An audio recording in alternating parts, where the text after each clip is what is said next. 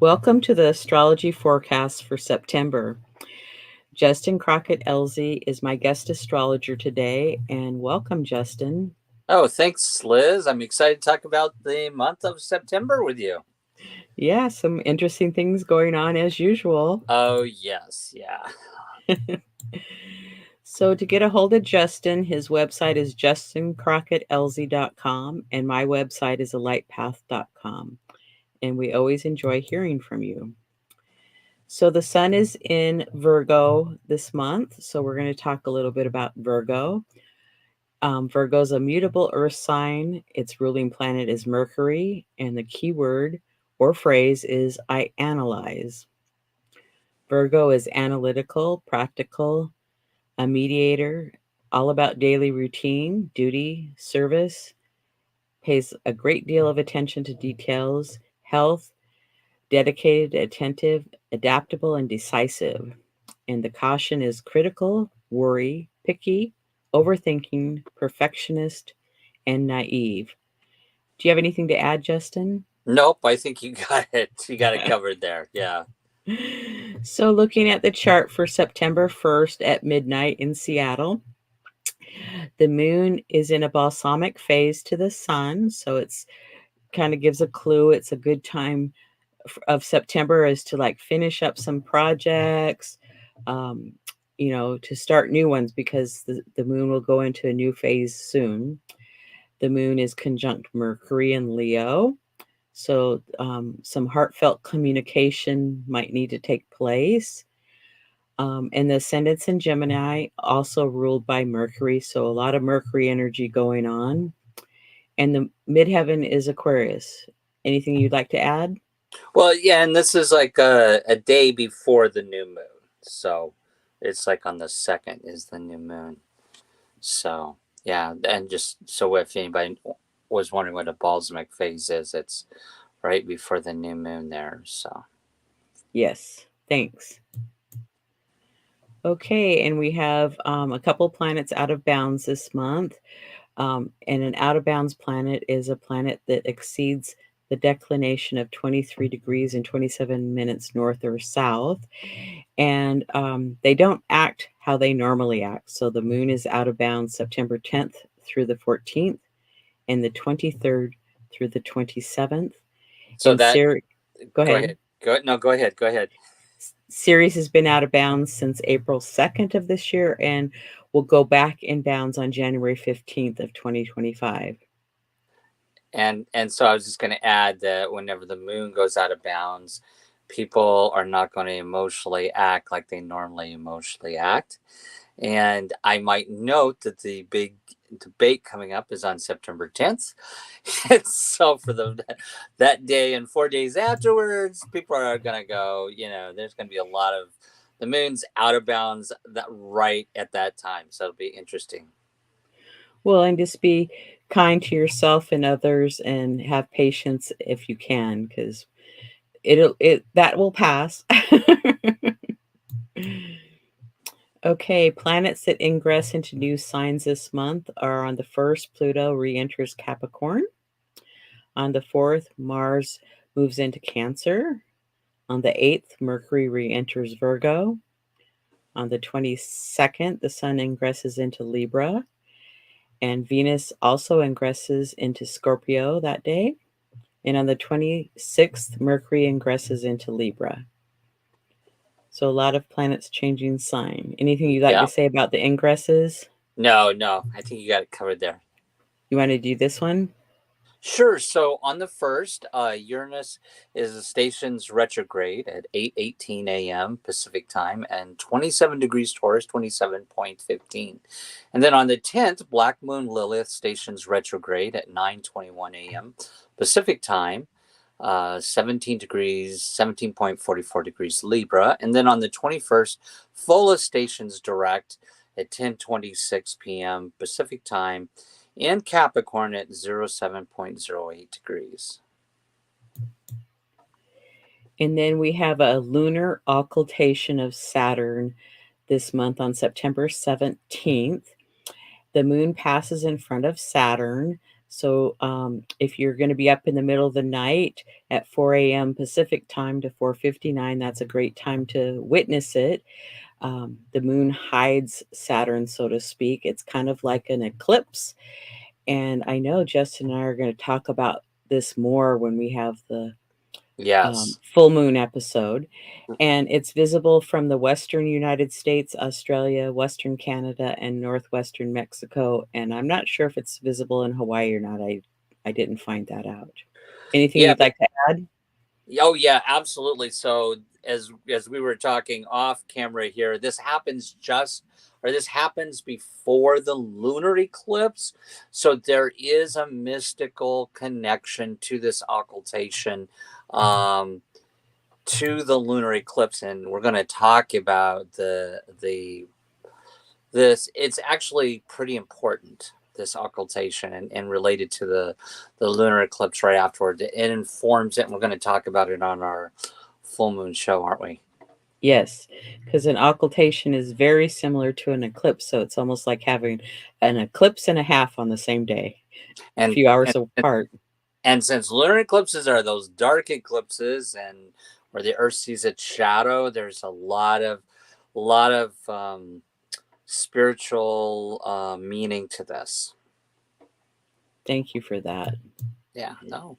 And then here's an aspect key finder for those that are interested in it. It is on my website, and I'll put that in the notes below. So if you want to print one off for yourself, you're more than welcome to.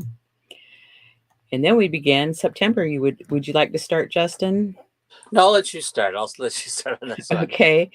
Uranus is going retrograde on the 1st, and it's the dark red in the 3rd house there. So the planet of change, unexpected change, sudden things happening.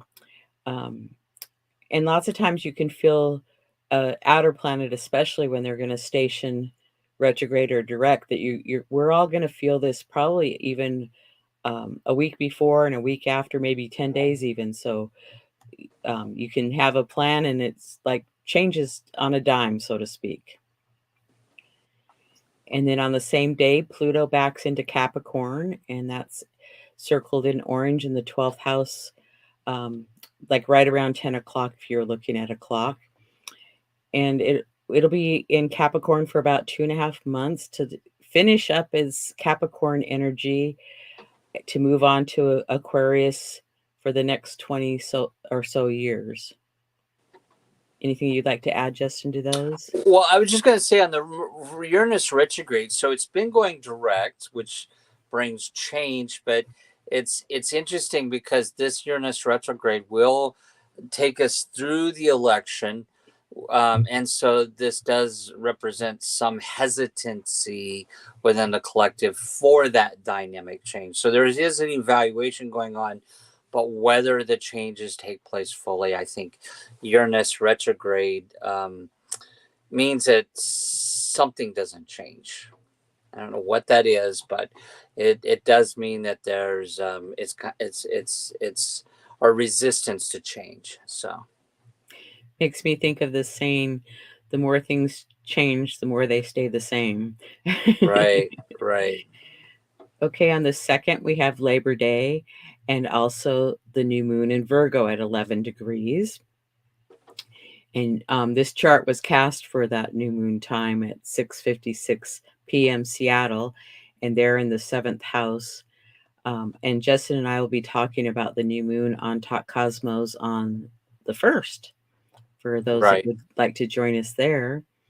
Anything you'd like to say about this new moon? No, not particularly. Nope, you got it covered.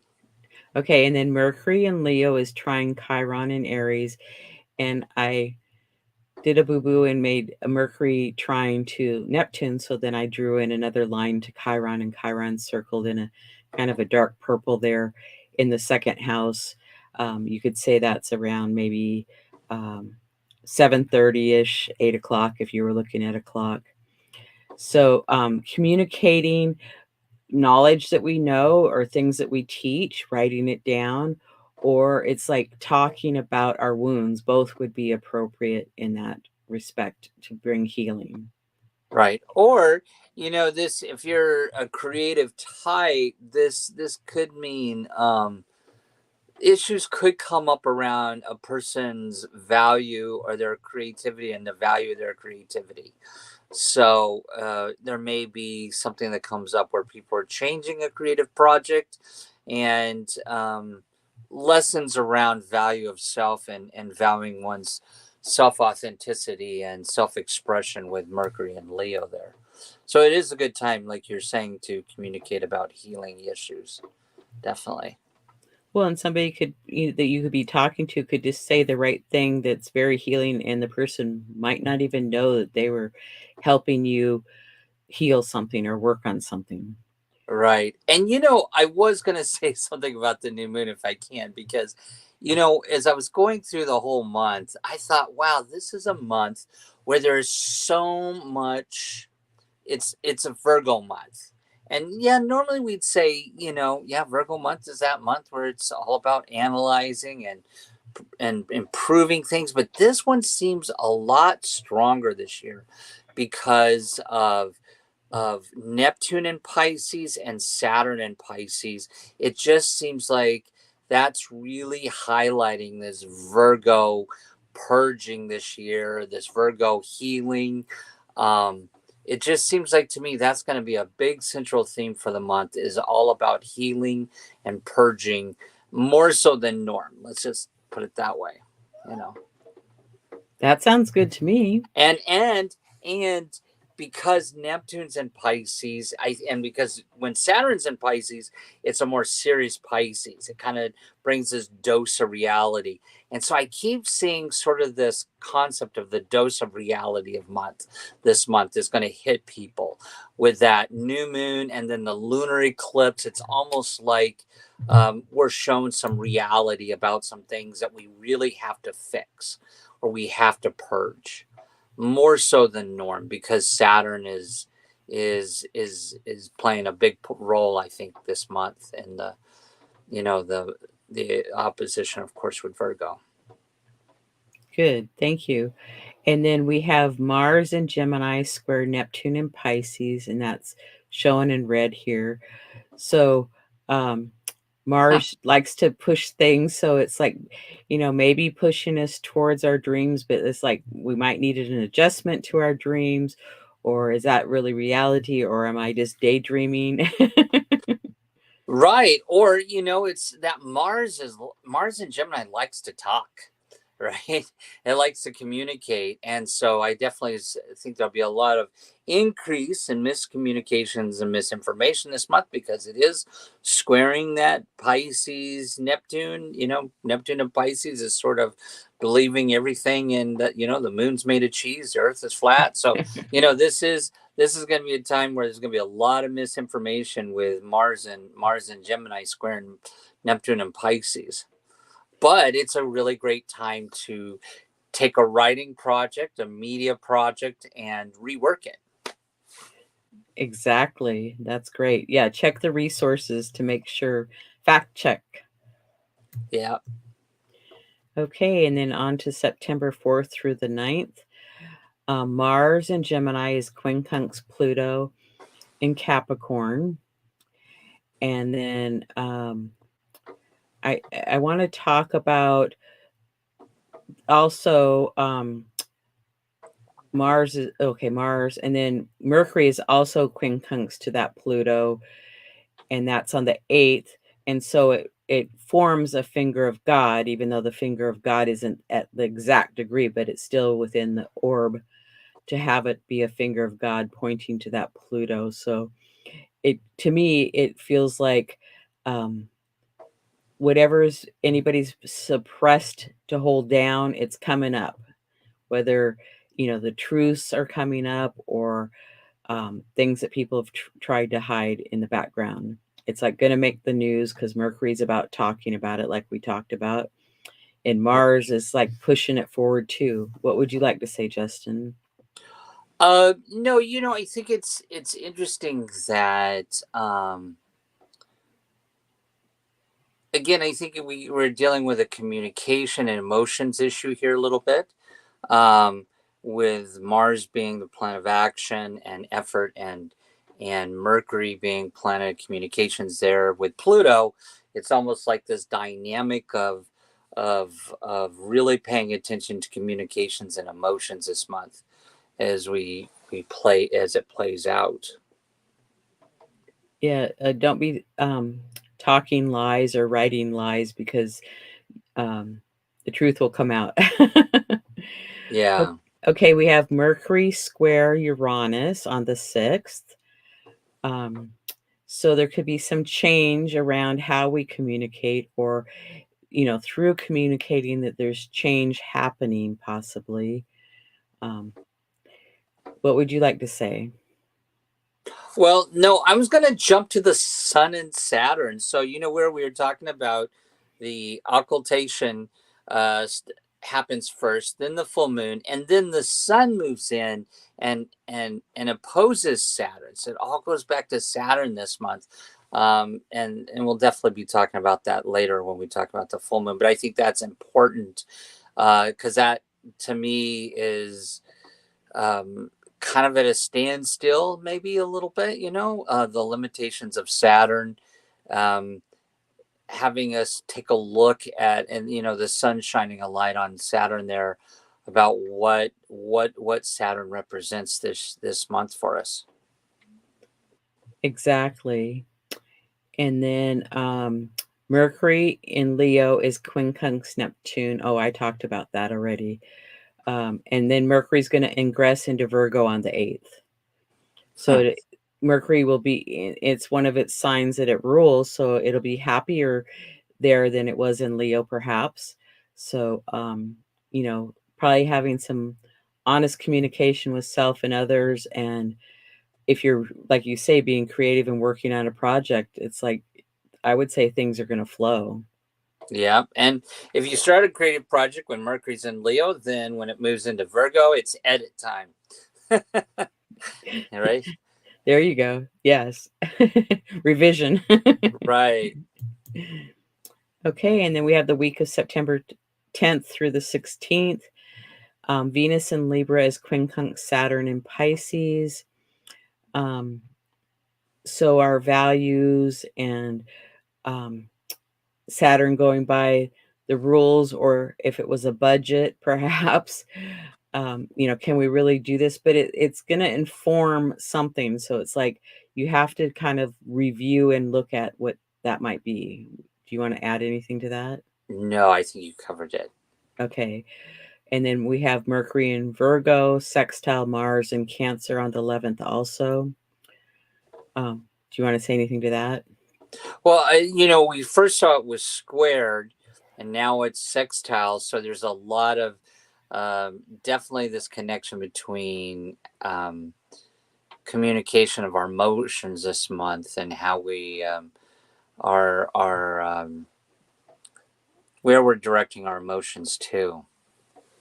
Well, and the week before it was like something needed to be adjusted or found out or figured out, and then that whatever adjustment you made, now it's moving forward. Right. And then on the 12th we have Sun in Virgo square Jupiter in Gemini. So the Sun in Virgo square Jupiter in Gemini. Well, Jupiter is in Mercury's home sign, and there's a little bit of friction. So, Jupiter wants to make things bigger and expand them. And then the Sun, and with a square, it just feels like there's an adjustment happening. Yep. I agree. Okay. And then we have the Sun in Virgo, quincunx Chiron in Aries. So another aspect that's informing us. So, whether it's our teaching or our healing abilities, I would just say that there's something that we might have to learn, or that we need to teach others or share with others to help them too. Right. And then we go to Venus and Libra trine Jupiter. So, that Jupiter is getting some activation there, and it's like drawing this out. It's kind of interesting aspects, how they all look. But now Jupiter and Venus are working together or in cooperation and communicating with each other in a trine. So, and it's about values and everything. What would you like to say? No, I agree. I think you got it covered. I really don't have much to say about Venus in this chart right here. So, And then Venus is also opposite Chiron. So I would say if the Chiron is about a wound, it's like Venus is asking us to adjust that, show it some love and, work together with that, it's it's a sign of relationship. So if there's like some energy or relationship issues that need to be healed, that would be a good time to work on that. yeah, and I think with the Venus there opposing Chiron, um, definitely could be some healing, some things as far as relationship, and maybe discussions about our desires and affections within our relationships. Thank So you for that. yeah. Okay, then we have the Pisces full moon on September 17th at 25 degrees Pisces, 40 minutes, and the sun is opposite that, and it forms a mutable T square with Jupiter. So that's kind of interesting having that Jupiter being a T square with the full moon, and it's also a lunar eclipse. So that's pretty strong that day. Right, right, absolutely.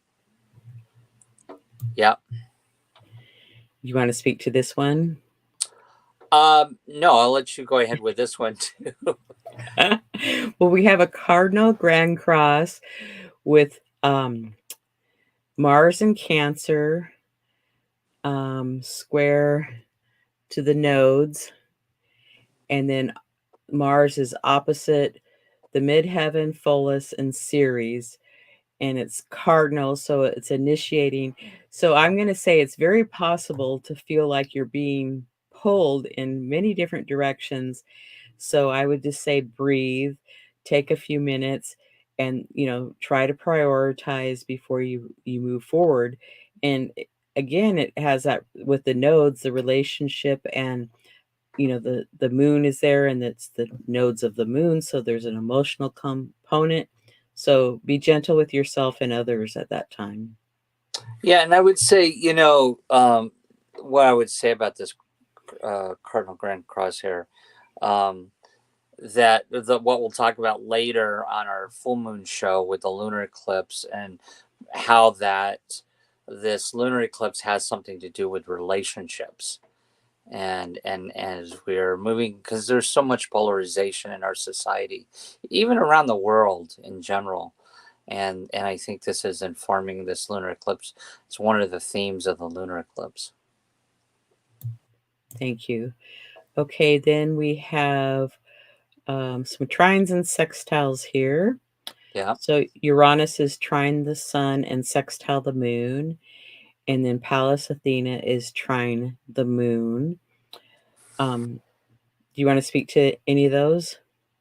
Well, I think that Moon in Pisces trining Pallas in Sagittarius, which rules belief systems, I think that's kind of again speaking to some of the philosophy and belief systems that are being thrown around right now. And the sextile with Uranus, definitely, I think this speaks to a lot. I think Pallas is really key here with this. That's what I would think. Right, the strategy and using your wisdom. Okay, then we come to September 18th through the 21st, and Mercury's opposite Saturn here. So, how we communicate, and is something trying to stop us from communicating, Saturn? Because Saturn sometimes puts a boundary or a block up. Or is it getting us to, speak our truth in a structured way, perhaps? Right. And back to the lunar eclipse. First it was the sun that crossed over, or, that was opposing Saturn right after that lunar eclipse. And now Mercury's coming behind it, opposing Saturn. So, again, I think Saturn's really key in this chart this month. I agree. So Sun in Virgo is trine Uranus in Taurus. So we could see some change on the 19th. I can't think of anything that I know that's coming up on the 19th, but it can also be a few days before or after. So, and it might be a good change, even though sometimes at first we'll see some kind of change and we're like, oh my goodness, how awful. But then when we get on the other side of it, it was like, oh man, I'm so glad that happened. Well, yeah, and the fact that they're two, it's they're two Earth signs, and Uranus is going retrograding. I think this is where we were talking about with Uranus going retrograding, that changes don't happen so suddenly or so quick, or maybe not at all, or resistance. I think that Virgo analytical energy of the sun there is having something to do with that. Yes. And then Venus in Libra is quincunx to Uranus in Taurus. And Venus is quincunx to Neptune in Pisces. And those are exact aspects that week. And then it forms another finger of God, now this time pointing to Venus. So this could be a time that we're really reviewing and really looking at our relationships. Do I want to continue with this relationship, or is it time to move on to something different? Yep. Okay, and then we have the sun here is opposite Neptune on the 20th. So it's, sun's opposing those planets pretty consistently for a bit here. Right. And it's like, it could just be like, okay, your dream, is that a reality? Or are you just in the fog, daydreaming? And it's like, okay, shake it back up and let's get Right. back to reality. Right. And then this next one, which we got Mercury, Virgo, squaring Jupiter and Gemini. I got to tell you, out of this chart this week, that to me is the most powerful right there.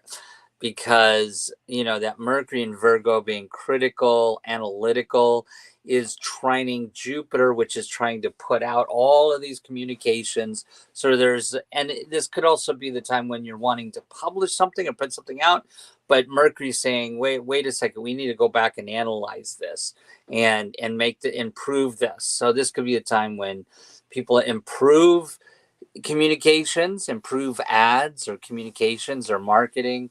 So the critic, Mercury Virgo is the critic. it's criticizing Jupiter's communications here, or at least saying we need to improve something, or we're gonna, bump heads here a little bit. And then we move into the Mercury quincunx Chiron, because it was trine last week and now it's quincunx. They were cooperating and working together. Now it's like, it needs to inform. So it's like if we said something that hurt somebody, maybe we need to apologize or ask for forgiveness, perhaps. Right. And then the sun in Virgo is trine Pluto and Capricorn. So what would you like to say about that, Justin? I don't really have anything about that. I'm just curious what you think about that. Well, they're both earth signs, and since Pluto backed into Capricorn, maybe we'll have some issues around earth or growing things, or even the weather for that matter. Yeah. And then we're on to September 22nd through the 25th. And the 22nd is autumn equinox. The sun has moved into the sign of Libra. The Libra ingress, as we call it. Yes. And it feels like it's fall already, even though we're, a month off. So, okay, then we go to Venus in Libra is square to Pluto and Capricorn. So, they have somewhat of a, they work together, but now they're in square. And so there's the mythology about being taken to the underworld. And so it's like, now it's like, it feels like there's an issue or some kind of negotiation going on. Yeah. Okay. And then we have, and on the 22nd, Venus moves into the sign of Scorpio. And then on the 24th, Mercury in Virgo trines Uranus and Taurus. So we might be learning some new communication. We might gain some new knowledge about something that the information comes unexpectedly. Would you like to Yep. add?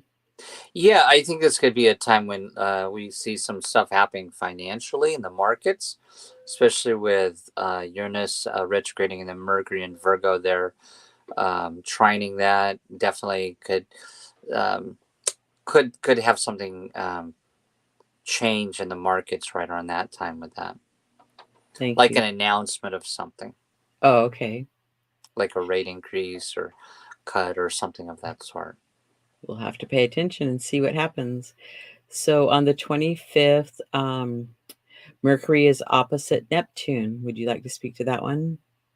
No, I think this is kind of a part of what I was talking about in the very beginning, that dose of reality to the collective this month. I think this is I think Mercury here is being the critic, and Virgo is shining a light to the Piscean Neptune, which you know believes just anything here. I think there's brings sort of a more discernment to Pisces here.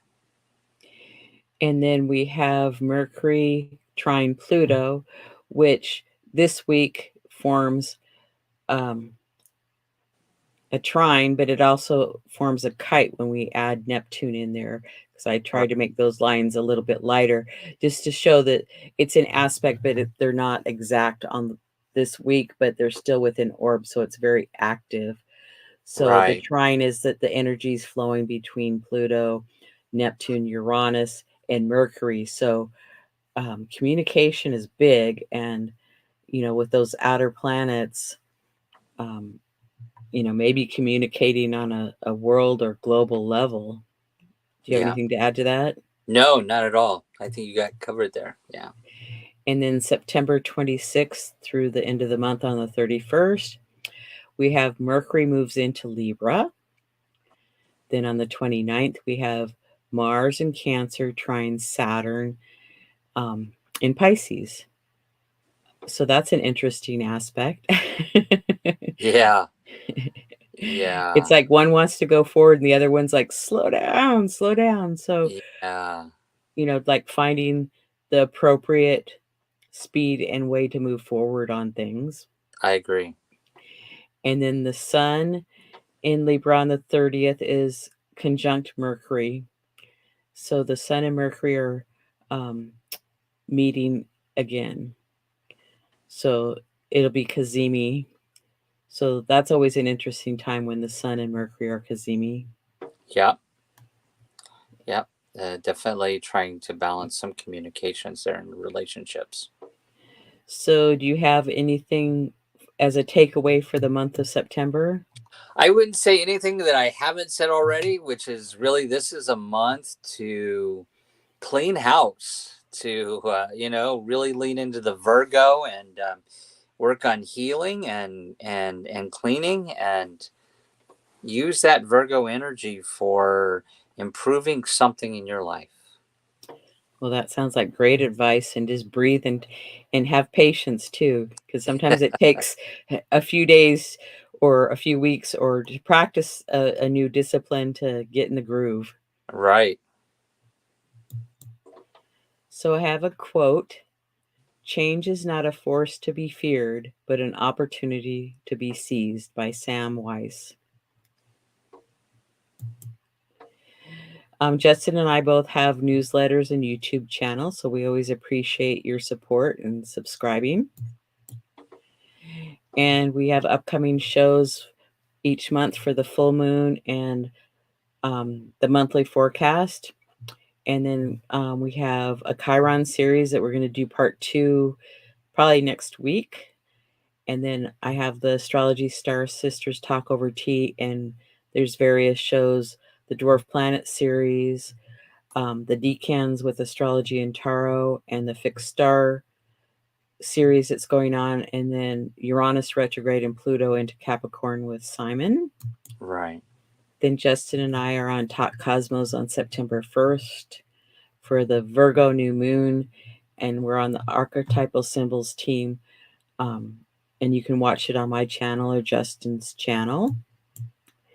And I'll let you talk about what's going on with you. Yeah, so I do this relationship podcast with Michael Bartlett. We're called the Relationship Guys. And so check us out. We got some really great shows going on. And then you do some little Other shows stuff on Instagram. Yeah, exactly. And again, to get a hold of Justin, it's his email is justin.elzie@gmail.com. And my email is liz@alightpath. And again, we always appreciate hearing from you. And thank you for your support. And thank you for watching. And come back for more episodes. And we'll see you next time. Yep. Goodbye for now.